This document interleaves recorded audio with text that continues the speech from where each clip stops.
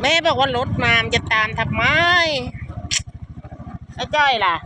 รถมาแล้วมันไม่มีแล้วเอาใกล้ไอ้จ้อยมาย่าคางรถมันจะมาแล้วเนี่ย